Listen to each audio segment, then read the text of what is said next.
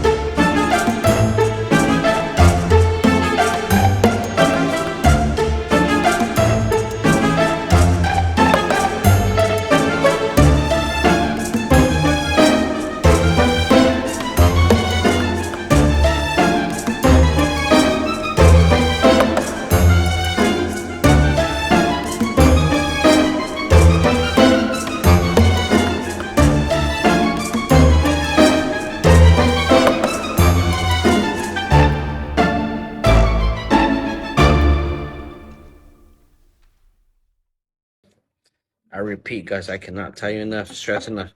Do not touch that. Don't scratch it. Don't push it. Just spray it with this guy.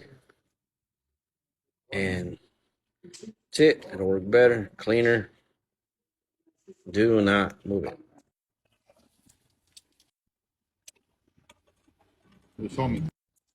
It's all put back together. You will have a little smoke coming out of there. It's burning off the coolant.